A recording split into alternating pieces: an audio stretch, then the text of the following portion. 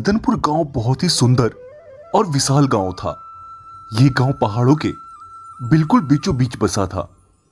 गांव की जीवन शैली बहुत ही अच्छी थी। यहाँ के किसान अपनी मेहनत से ही खेती किया करते थे और अपना जीवन यापन किया करते थे। गांव में ही एक बनिया सेठ था। सेठ बहुत ही लालची था। हर साल जब फसलें तैयार होने वाली होती तो गांव के किसानों को उल्टा सीधा पढ़ाकर उनकी फसलें हड़प लिया करता था। मैं तो दिन दुगनी और रात चौगनी तरक्की कर रहा हूं। हर साल मेरा धन 4 गुना बढ़ रहा है। इस बार 4 गुने पैसे को 8 गुना कर लूंगा। इस गांव के किसान कितने बुद्धू हैं। वहीं गांव में दीपक नाम का लड़का जो शहर से पढ़ाई कर कर आया था, गांव के किसानों को समझाता है। देखो भाई लोग, ये लाला आप सबको बुद्धू बनाकर आप सबकी फसलें सस्ते दामों में खरीद लेता है और फिर बाद में उसे अच्छे दामों में सरकारी एजेंसियों में बेच देता है और अच्छा खासा धन कमाता है। आप सब भी लाला को फसल ना बेचकर शहर में सरकारी एजेंसी में जाओ और अच्छे दामों में अपनी फसलों को बेचो। अरे दीपक भैया, तुम ठहरे पढ़े लिखे, तुम्हारी बात हमारी खोपड़िया में नहीं जाते भाई। और हम का ही नहीं बल्कि पूरा गांव के भाई लोगन की खोपड़िया के ऊपर से चली जावत है। चंपक भाई, मैं तो बस इतना कह रहा हूं कि सब किसान अपना अपना अनाज सरकारी एजेंसियों में जाकर बेचें। तुम सब अच्छा धन कमाओगे। बेटा, तेरी बात बिल्कुल सही है। यही बात मैं इन गांव वालों को समझाते समझाते इतना बूढ़ा हो गया हूं, पर इनके दिमाग में ये बात आज तक नहीं घुसी। पर गलती इनकी भी नहीं मानूंगा। बेचारे उस लाला की उल्टी बातों में घूम जो जाते हैं और अपना अनाज उस लाला को सस्ते दामों में दे आते हैं। पर इस बार ऐसा नहीं होगा काका। देखता हूं इस बार लाला कैसे सबका अनाज सस्ते दामों में खरीदता है।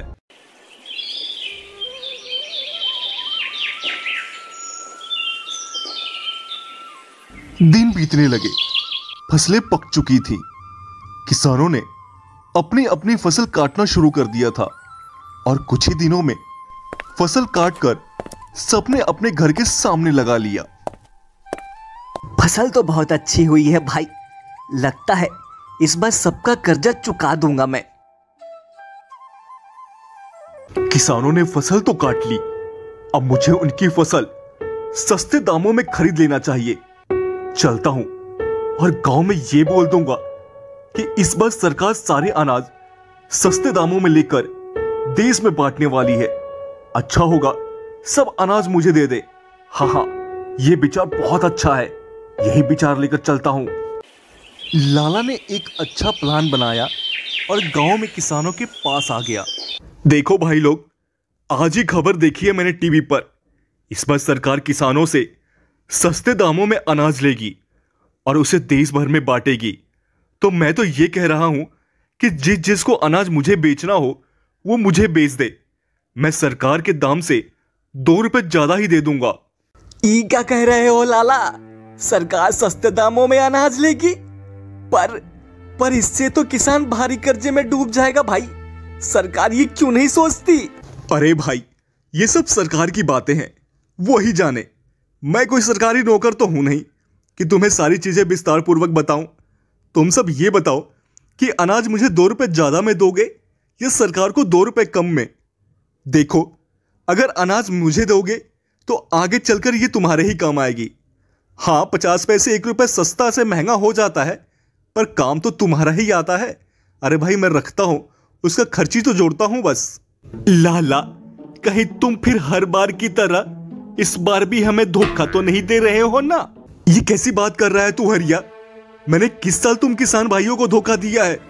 हर बार तो तुमसे फसल खरीदता हूं और दाम भी दे देता हूं। 2 रुपए कम में सरकार को देने से तो अच्छा है कि इस लाला को ही दे दूं सारा अनाज।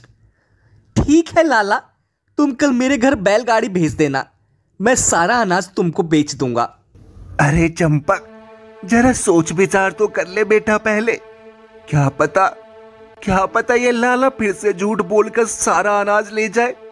फिर तेरे पास पछताने के अलावा कुछ नहीं बचेगा बेटा चंपक, कुछ नहीं बचेगा। जरा सोच ले। ये कैसी बात कर रहे हो काका? लगता है तुम्हारी खोपड़ियां भी काम करना बंद कर गई है। अरे जरा सोचो, अगर लाला की बात में थोड़ी भी सच्चाई हुई तो मेरा सारा अनाज 2 रुपए सस्ते में जाएगा। इससे तो अच्छा है कि मैं 2 रुपए ज्यादा में लाला को ही दे दूं। अरे कम से कम कर्ज के पैसों में से थोड़े ज्यादा पैसे तो भर पाऊंगा। अरे बेटा, तू समझता क्यों नहीं है? अब समझना मझना कुछ भी नहीं है काका। लाला, कल तुम बैलगाड़ी भिजवा देना। ठीक है चंपक, कल बैलगाड़ी तेरे घर पहुंच जाएगी। और जरा बाकी किसानों को भी समझाओ। अरे मैं इनकी भलाई के लिए ही बोल रहा हूं। 2 रुपए महंगे में मुझे दे देंगे तो इनका ही फायदा होगा। अगले दिन लाला ने चंपक के घर बैलगाड़ी भेज दी थी। चंपक ने सारा अनाज लाला की बैलगाड़ी में रख दिया था। चंपक के घर में अब उसके खाने के अनाज के अलावा और कुछ भी नहीं बचा था। दीपक भी गांव से बाहर गया था। इसी बीच ये सारा काम लाला ने कर लिया था। दीपक गांव में आया तो उसे पता चला कि चंपक ने मजबूरी में आकर सारा अनाज लाला को बेच दिया है। ये क्या किया है चंपक भाई तुमने तो सारा अनाज ही लाला को सस्ते दामों में बेच दिया। अरे सस्ते में कहां दीपक भाई, 2 रुपए ज्यादा में ही बेचा है। तुमको पता है लाला बोल रहा था कि सरकार इस बार कम दामों में ही अनाज लेने वाली है। लाला ने मुझे 2 रुपए ज्यादा दिया है, तो क्या गलत किया भाई?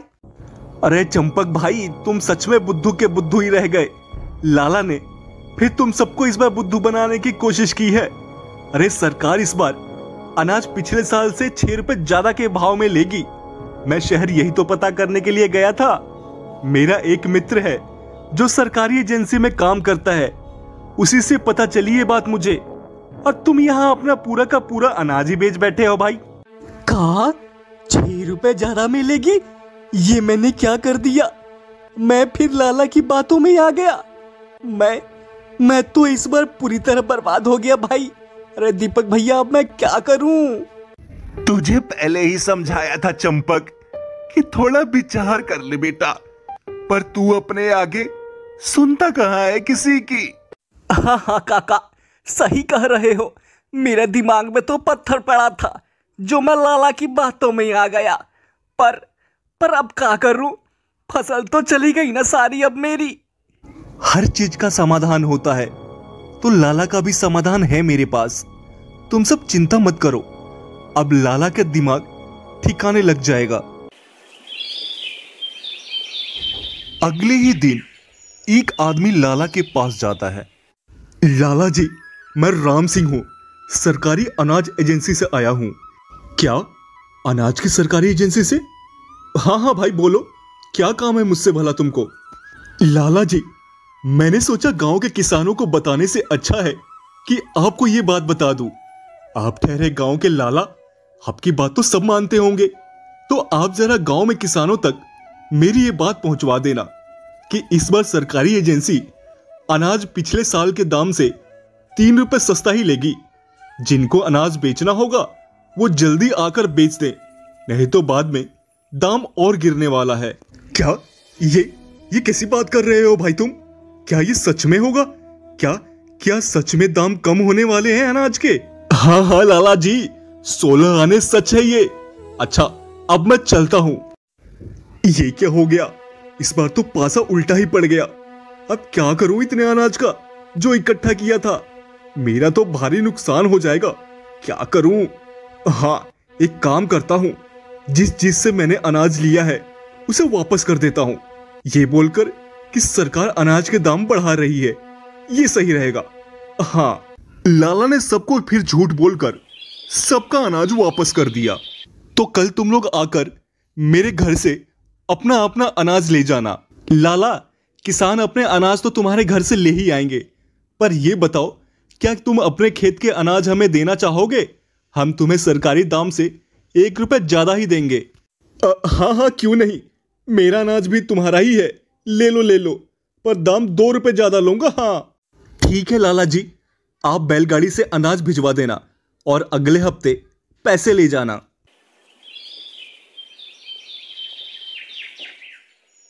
लाला ने अगले दिन बैलगाड़ी से अनाज भिजवा दिया और गांव वाले सारा अनाज सरकारी एजेंसी में पिछले साल से 6 रुपए ज्यादा में बेच आए। दीपक ने लाला को भी उसके पैसे दे दिए। लाला, इस बार मैंने तुझे बेवकूफ बना दिया। तेरे अनाज से ही मैंने पूरे 1 लाख रुपए कमाए हैं। सरकारी एजेंसी में पिछले साल से 6 रुपए ज्यादा में अनाज बिका है। क्या? पर वो आदमी? वो मेरा ही मित्र था लाला, जिसे मैंने भेजा था तुम्हारे यहां।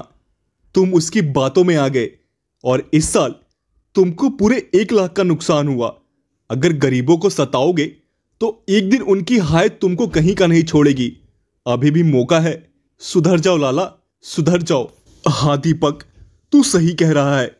मैं अब से ऐसा काम कभी भी नहीं करूंगा। मुझे माफ कर दो किसान भाइयों। इस तरह से लाला को अकल आ गई और फिर उसने कभी किसी के साथ धोखाधड़ी नहीं की। कहानी अगर आपको पसंद आई हो तो वीडियो को लाइक कर चैनल को सब्सक्राइब कर लें और बेल आइकन को प्रेस करना ना भूलें, ताकि हमारी अगली वीडियो की नोटिफिकेशन आपको सबसे पहले मिले।